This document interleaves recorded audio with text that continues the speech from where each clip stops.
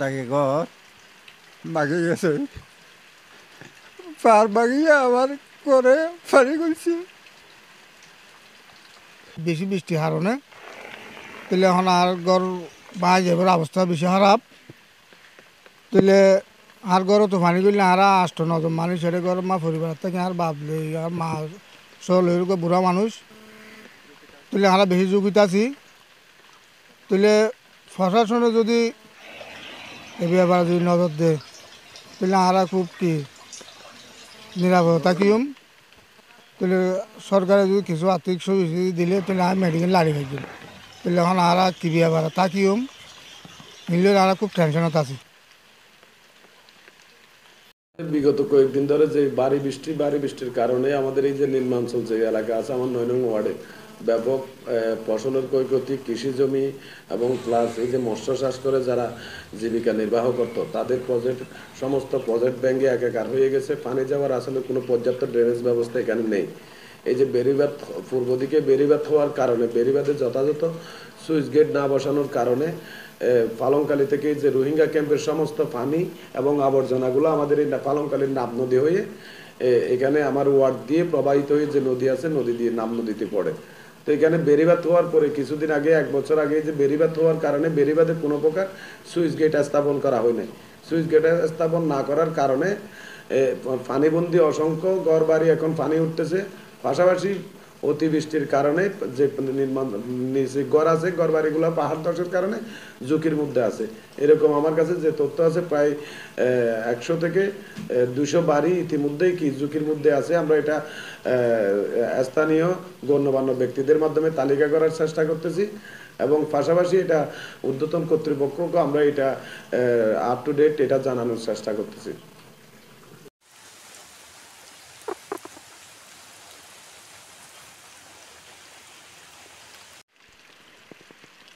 গত 4 দিন যাবৎ টানা ভারী বৃষ্টির কারণে অতি ভারী বৃষ্টির কারণে উকিয়া উপজেলা সহ টেকনাফ এবং কক্সবাজার দক্ষিণাঞ্চলে ব্যাপক পরিমাণে পাহাড় ধসের ঘটনা ঘটেছে এবং অতিবৃষ্টির কারণে বিভিন্ন এলাকার মানুষ গ্রামের মানুষ ঝুঁকিতে রয়েছে। ডাকে ঘর বাকি গেছে পার বাগিয়ে আবার করে ফারি করছি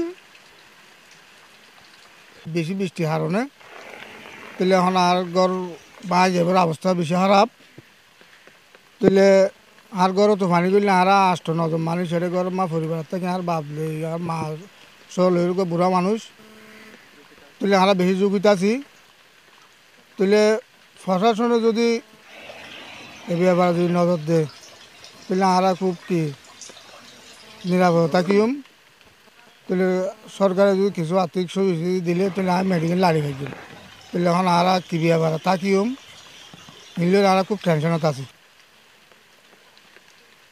বিগত কয়েকদিন ধরে যে ভারী বৃষ্টির কারণে আমাদের এই যে নিম্নাঞ্চল যে এলাকা আছে আমার 9 নং ওয়ার্ডে ব্যাপক ফসলের ক্ষয়ক্ষতি, কৃষি জমি এবং প্লাস এই যে মৎস্য চাষ করে যারা জীবিকা নির্বাহ করত তাদের সমস্ত প্রজেক্ট ভেঙে একাকার হয়ে গেছে। পানি যাওয়ার আসলে কোনো পর্যাপ্ত ড্রেনেজ ব্যবস্থা এখানে নেই।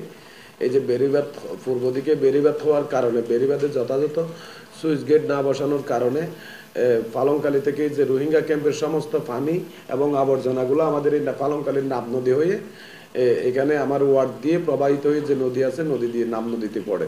তো এখানে বেড়িবাঁধ হওয়ার পরে কিছুদিন আগে 1 বছর আগে যে বেড়িবাঁধ হওয়ার কারণে বেড়িবাঁধে কোনো প্রকার সুইচ গেট স্থাপন করা হয় নাই। সুইচ গেট স্থাপন না করার কারণে পানিবন্দী অসংখ্য ঘর বাড়ি এখন পানি উঠতেছে। পাশাপাশি অতিবৃষ্টির কারণে যে নির্মাণ নিচে ঘর আছে, ঘর বাড়িগুলো পাহাড় ধসের কারণে ঝুঁকির মধ্যে আছে।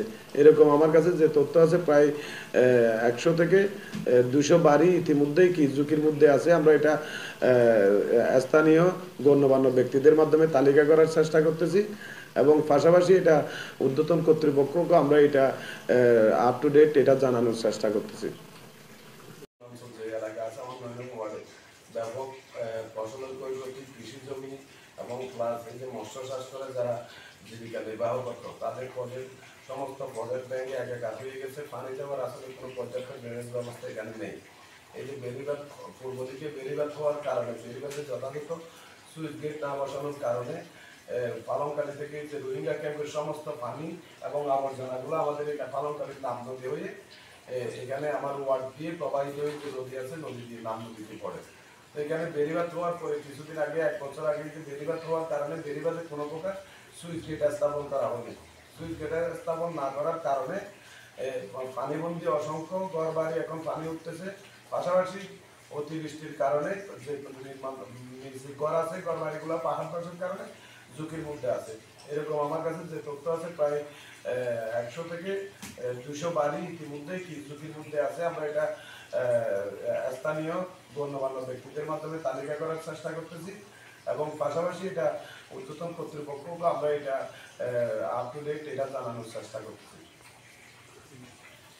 আমার এই ফালংকালী ইউনিয়নে দীর্ঘদিনের প্রবল বর্ষণের কারণে প্রায় 1,500 একর চিংড়ি প্রজেক্ট একেবারে বেসে গেছে।